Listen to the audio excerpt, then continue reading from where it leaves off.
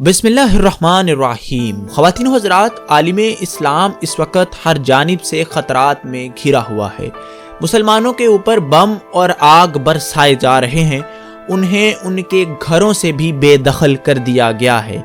शाम, इराक, फ़लस्तीन, कश्मीर और बर्मा के मुसलमान इस वक्त ग़ुलामी की सी ज़िंदगी बसर कर रहे हैं।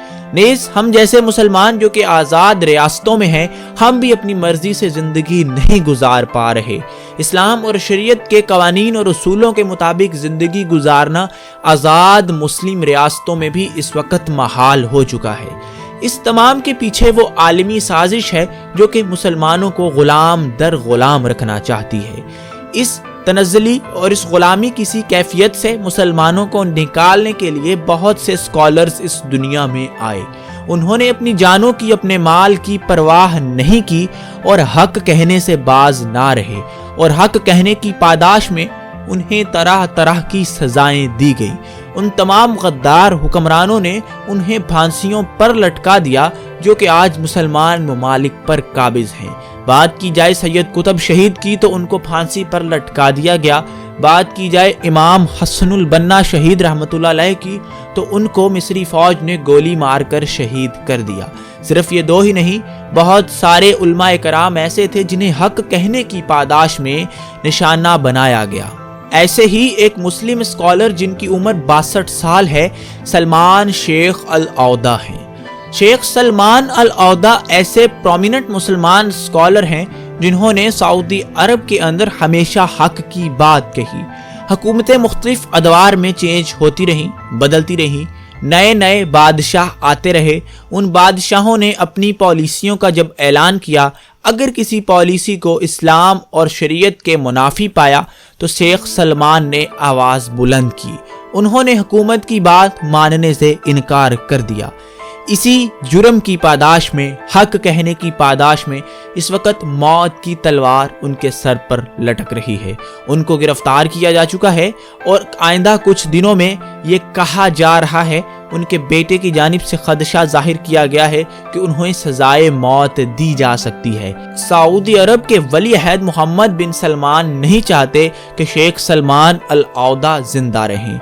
शेख सलमान की अगर काबिलियत की बात की जाए तो 1990 में सऊदी अरब के अंदर उठने वाली तहरीक, वो तहरीक जो सऊदी अरब के अंदर मुकीम और अरब दुनिया में रहने वाले मुसलमानों को बेदार करने के लिए चलाई गई थी, जिस तहरीक का नाम भी बेदारी रखा गया था और इसकी एसोसिएशन थी मिस्र की इख्वानुल मुस्लिमून के साथ, ताकि अरब दुनिया को इस ग़ुलामी की सी ज़िंदगी से निकाला जाए। आप उस तहरीक में पेश थे।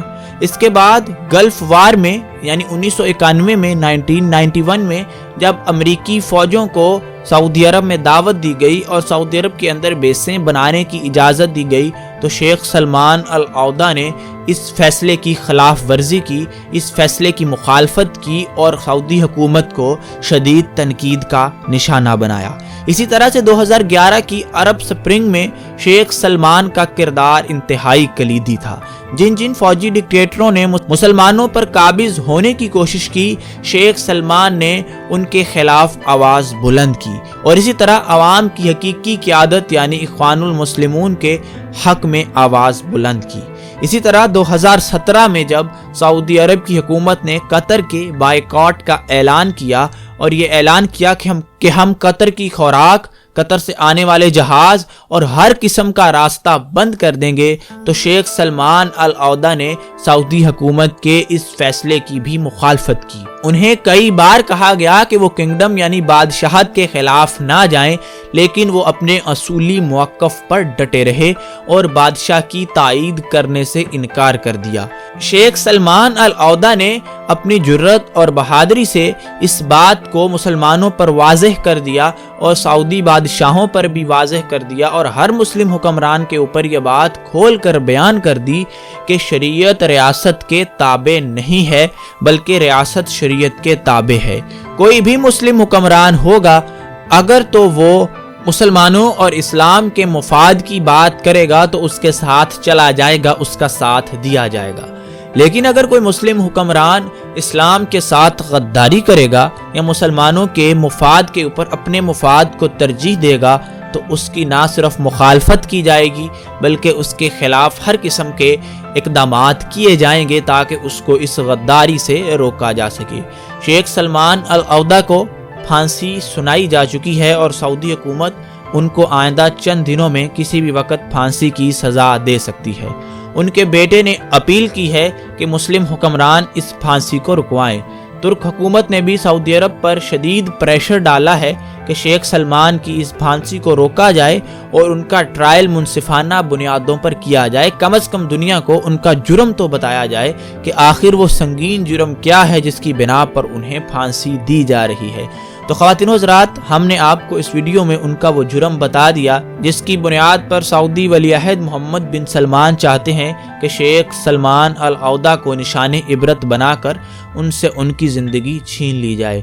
لیکن یہ بات محمد بن سلمان کو معلوم ہونی چاہیے کہ کسی کو پھانسی لگا دینے سے نظریاتی تحریکیں رکا نہیں کرتی۔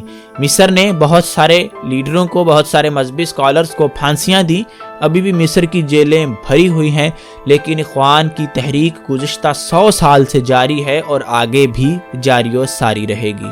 اسلامک سلیوشن چینل کو سبسکرائب کرنا مت بھولیں، بیل آئیکن کو ضرور پریس کریں۔ ایک نئی ویڈیو اور ایک نئے موضوع کے ساتھ آپ سے ملاقات ہوگی، تب تک کے لیے اجازت دیجیے۔ اللہ حافظ۔